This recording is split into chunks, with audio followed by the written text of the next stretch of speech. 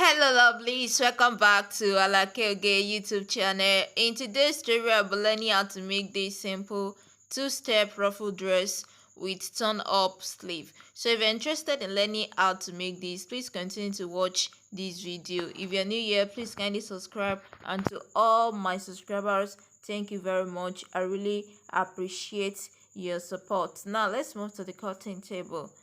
So to start off, I'm just drafting this on the pattern paper, and this is not really necessary. You can draft directly on your fabric. So the length of the gown will be 28 inches. Then I have about half inch there for sewing allowance. So I'll still be adding more later and still detailed later.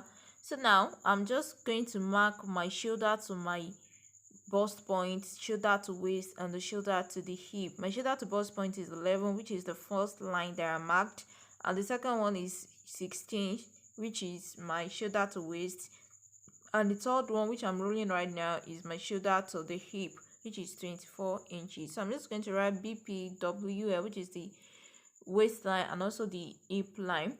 So the next thing I'm going to do after that is to mark half of my shoulder measurement. My shoulder measurement is 14, so 14 divided by 2 equals to 7. That's why I mark 7 there. And from there, I'm going to come down by 1.5 inch, which is the shoulder slope for the front. So, and after that, I'm going to mark my armhole measurement. And after marking my armhole measurement, I'm going to rule out that line. So that line will serve as my chest line. The bust point measurement is not really needed because we're not creating that here, but I've just done it, so let's just leave it. So the next thing I'm going to do is on the chest line right there, I'm going to input half of my shoulder measurement, which is 7 inches, and I'm just going to connect it to that point where we come down for the shoulder slope. And the next thing I'll be doing now is to mark my neckline. I'm doing a basic neckline of 3 by 3 inches, 3 for the width and 3 for the depth. So if you want a different neckline, you can go ahead, feel free to do whatever neckline you want, but I'm just doing the basic neckline here. And from the neckline, I'm going to cut this straight to the shoulder slope, and on that line there, I'm going to look for the midpoint. Just as we did, you just look for the midpoint. After finding the midpoint, I'm going to go in by 0.75. This is to enable us to create our armhole curve. So I'm just going to take my curve ruler and just create my armhole curve just like so, like that. So the next thing I'll do, this is really a dartless dress, so I'm not adding any darts to this. So the next thing I'll do is just to input quarter of my bust circumference. My bust is 34, so 34 divided by 4 equals to 8.5. Then I'll be adding just 1 inch for seam allowance to this. And then on the waistline, I'll be inputting quarter of my waist circumference plus 1 inch for seam allowance. And on the hip line too, I'm going to input quarter of my hip circumference plus 1 inch for seam. This is just a simple dress. It doesn't have any much calculation or stuff like that there. So that is what I have there. So at the hem area, instead of taking it straight down, I'm just going to make it a bit kind of curve in, just like pencil it in like that. So I'll go in by 1 inch from the measurement I have on my hip line. I'm just going to connect it straight down like so. So now this pattern paper is what I'll be using for the back. So I'll be inputting the back neckline here too. So the back neckline I'm using is 3 by 1. I use 1 inch for the depth for the back. Then for the shoulder slope for the back is 1 inch. So that's why I mark 1 inch up there around the shoulder slope in order to create the back shoulder slope. And also at the armhole curve, for the armhole curve for the back, we always go in by half inch instead of the 0.75 we go in for the front, and that is what I'm going to mark right here in order to create the armhole for the back, because this pattern will be for the front and also for the back, and that is exactly what I'm doing right now. So now the next thing I'm just going to do is I'm marking the neckline, the measurements for the back again, so that I will know that this is the back. I use green marker for that, and this is it for it. So the next thing I'm just going to do is just to cut off the excess pattern paper that I have right here. This is simple. You can actually draft this on your fabric directly, but I just like to just make my pattern. I've been so used to pattern drafting, so I just make sure I have all my measurements accurate. So if you want to do this on your fabric, please feel free and do it. Just do your front differently on your fabric, then you now mark for the back differently, and that's totally fine. So I'm just trimming off can you see that I trim off the back first? So now at the hem line, I still want to add a little bit of curve there, so I go down, I go up by 2 inches, and I'm just going to make a kind of curve right there. So I'm just making my curve, so I'll still go ahead and still make a little bit kind of curve. And also I later shortened my dress because I want it to be really short, because it's something I want to wear around in the house and I want it to be really short and comfortable. So you can feel free to make use of the length you want, but we're still going to be adding ruffles to this. That means you're going to remove the length of your ruffles from the total length of your dress. So that is that on that. So now I'm just going to go ahead and just cut this off like so, like that. It's just simple. And at the back, this pattern is for front and back, so I added the zipper allowance at the back area. Please make sure to do that. Once you place your pattern paper on your fabric, make sure you include your zipper allowance for the back.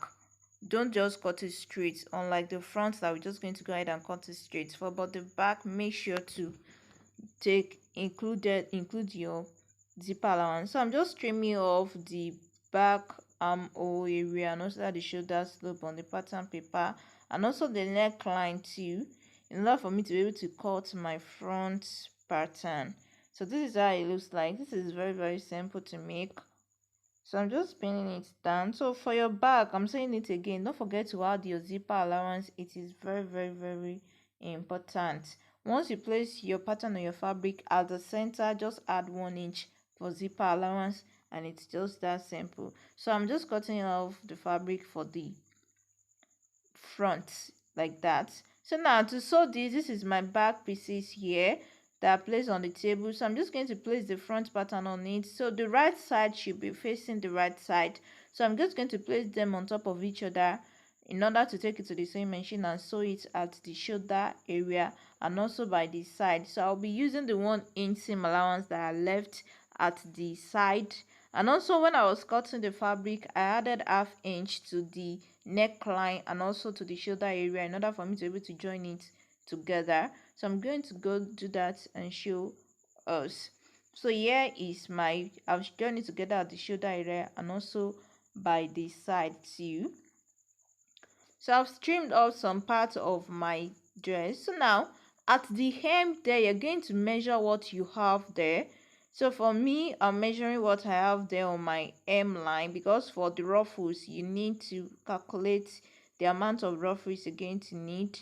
So I have about 44 inches there. So you're going to multiply whatever you have there by 2 inches, and that is the total amount of your ruffles, or 3 if you want it to be really full. So the length of my ruffles is 6.5, so I will use ½ inch to join into the main body, and that will give me 6 inches for the length of my ruffles. So that means I'm going to add it plus the 28 inches. That means the length of my dress is 34 in total, but I still trimmed it a little bit, so I have about 32 inches there. So that is for my mini dress like that. So I've already joined this. For the ruffles, just create pleats. I'm sure we know how to create our pleats. Just create pleats around your hem area with the mark. So now to create the second step, this is 2-step ruffles from the center back. We've not joined the center back together, so you're going to mark up. So I mark 4 inches at the center back, and at the side where we join the fabric together there, I mark 2.5. So you're going to follow that line. Center back here 4 inches, at the side here 2.5. then at the center I did 2. At the other side you're going to measure your 2.5, then connect it to the center. The center is around 2 inches. I didn't even measure it, but I just drop it down at the center. Then at the other center back, you're going to do 4 inches. Can you see how I'm marking my chalk? So you need to mark it like that in order to be able to make your ruffles for the second step. This is second step. So the amount of ruffles that I use for the first step is the one I'm using for the second step. So I multiply what I get at the hemline, that is 44 times 2. You can multiply it by 3, then you just go ahead and use whatever you get to make your ruffles. Just create pleats. So just look at the way I'm placing it right on the fabric. You're going to turn it over. So I'm showing us how we can just do this right there. So can you see I've already created my ruffles here. It's not so full because I didn't have enough for this part. It was not up to the 2 multiplication of the 2. I don't have up to for 8 inches that I needed. So I just try to manage the fabric. I hope we get that. So now the next thing for me is to fold it in at the center. That we left the zipper allowance there. So I'm just going to go ahead and place my zipper here. I'm going to sew it and then join the rest of the back. So I'll join my zipper and then join the rest of the back. So right here, and also at the neckline, I'm going to use bias to finish my neckline. You can actually cut facing for your neckline, or you just go ahead and use bias to finish up your neckline, except if your dress has lining. That means you don't need all that. So now here is my dress. I've already added the zipper to the back. Can you see how it's looking right now? So this is the back. Can you see? It's just so simple and beautiful to make. So if you have any question, please let me know in the comment section down below. Please ask a question and please comment. So right here at for the sleeve, I use my basic pattern to cut the sleeve. So now to create the turn up sleeve, at the center of the sleeve I come up by 2 inches, and from there I just connect to the side of the sleeve. So I come up by 2 inches, then I connect to the side of just like that. So I'm just going to cut that 2 inches off and straight to the other side like so. So I'm just cutting it off in order to create the kind effect of the sleeve that is there on the thumbnail. So here's my basic sleeve. If you don't know how to cut your basic sleeve, please let me know. I'm going to drop the link in the comment section on how to cut a basic sleeve. So I'm just arranging my fabric. So where I have excess, I'm trimming it off. So this is it right here. So I'm just trying to make it very smooth at the center there. Please make sure you place your fabric together and make sure they align and everything is just in place. So the next thing I'm going to do right now is I'm still trimming off anyway. So let me just finish trimming this off, then we move on to the next phase. So I think I'm okay with the shape that I have right now. This is 2. So what I'm going to do is I'll have to get a fabric. This is what we're going to use for our turn up sleeve.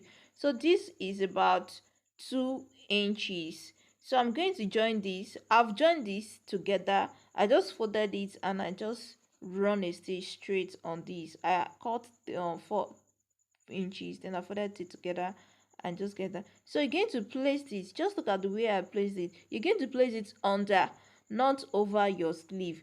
Place it under. Can you see I'm placing this under and I'm placing my sleeve on top of it? So join it like that, follow the line and just make sure you join it as I've showed us. So right here I've already joined it together. Can you see I've joined it already?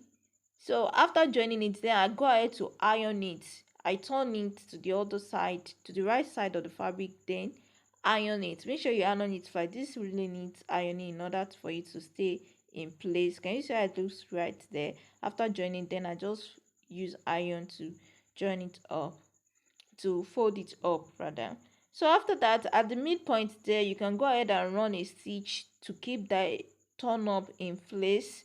And after that, you're just going to join your sleeve together by the side. So I'll take this to the sewing machine and join it together by the side. So here is my sleeve. I have already joined it together by the side already. Can you see how it's looking? So this is it. So at the center there, I run a stitch. So this is my main dress. So I'm just going to fix the zipper and the sleeve rather to the side, and that is all for our sleeve. It's just that simple, and that is all. So if you have any question, please let me know in the comment section down below. Please like, comment, and also share this video. So that is all for this tutorial. If you enjoyed this video, please give me a huge thumbs up. Please like, comment, and also share this video. So if you are new here, please kindly subscribe. Your subscription will mean a lot to me and to my existing subscribers. Thank you for your love, for your support, for your like, for your comments, for your shares. I really appreciate you. So this is all for this tutorial. Any question you have, any point you want me to, anything you want me to make, please let me know in the comment section down below. So catch you in my next tutorial. Bye.